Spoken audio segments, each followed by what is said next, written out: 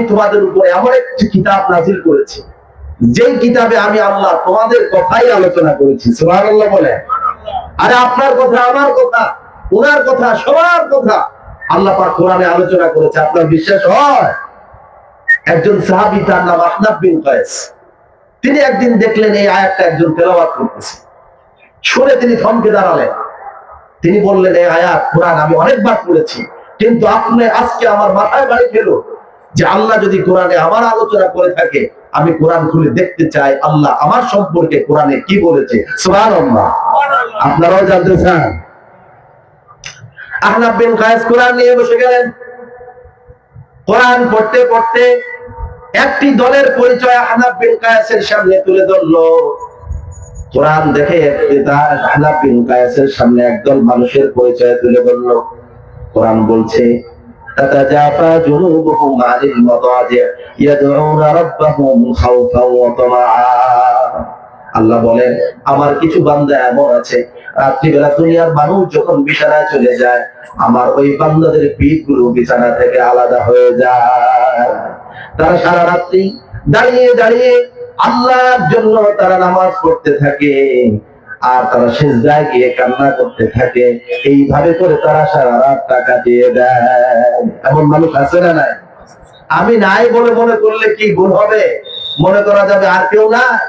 শত শত মাদ্রাসার শিক্ষক উস্তাদরা রাত্রে যারা দাঁড়িয়ে দাঁড়িয়ে কোরআন তেলাওয়াত করে তাহাজ্জুদের নামাজ পড়ে দেশবাসীর জন্য দোয়া করে, ঠিক কিনা বলে? এই জন্যই দেশটা টিকে আছে।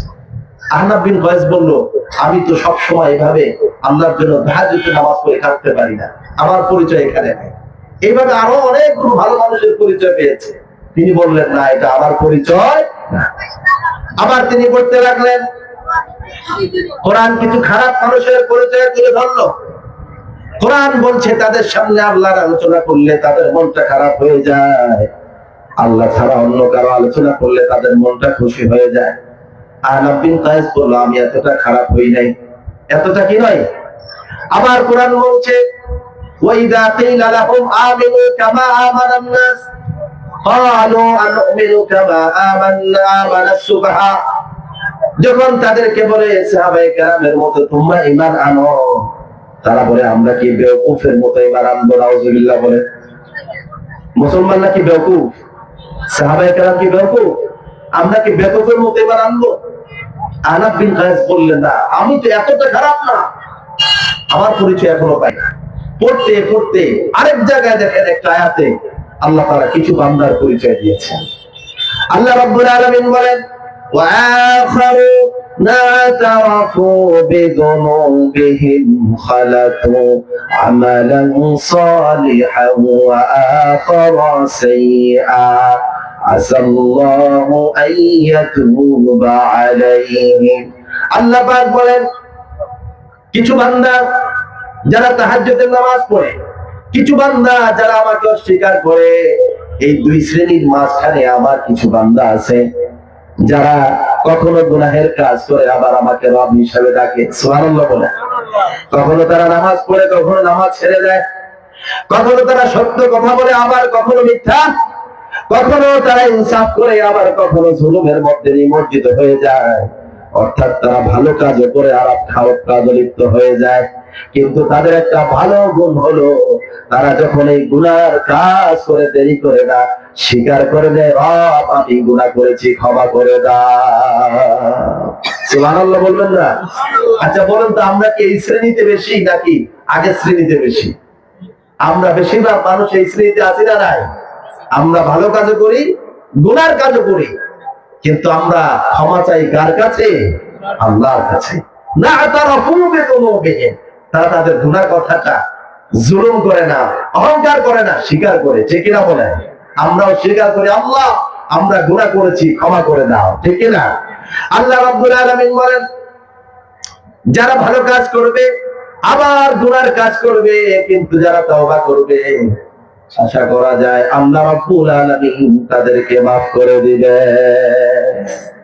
অতএব আমরা এইভাবে জিকির করে, কোরআন তেলাওয়াতের মাধ্যমে, আল্লাহর বিধান মানার মাধ্যমে, আল্লাহর কোরআন শোনার মাধ্যমে আমরা আমাদের জীবনটা, হৃদয়টাকে পরিশুদ্ধ করে আল্লাহর জান্নাতে যেতে চাই কি চাই না? আল্লাহ তাআলা আমাদেরকে কলবে সালিম, একটি প্রশান্ত হৃদয়, পরিশুদ্ধ হৃদয় দান করুন। সকলে বলুন আমিন। ওয়া মা তাওফীকি ইল্লা বিল্লাহ। ওয়াসসালামু আলাইকুম ওয়া রাহমাতুল্লাহি ওয়া বারাকাতুহু। হুজুর আসবেন? সবাই একটু দরুদ শরীফ আল্লাহুম্মা সাল্লি আলা সাইয়্যিদিনা ওয়া নাবিয়িনা ওয়া শাফিঈনা ওয়া হাবিবিনা ওয়া মাওলানা মুহাম্মদ সাল্লাল্লাহু আলাইহি ওয়া আলা আলিহি ওয়া আসহাবিহি ওয়া বারিক ওয়া সাল্লিম আল্লাহুম্মা আমিন। ربنا ظلمنا أنفسنا وإن لم تغفر لنا وترحمنا لنكونن من الخاسرين. ربنا فاغفر لنا ذنوبنا وكفر عنا سيئاتنا وتوفنا مع الأبرار. ربنا لا تزغ قلوبنا بعد إذ هديتنا وهب لنا من لدنك رحمة إنك أنت الوهاب.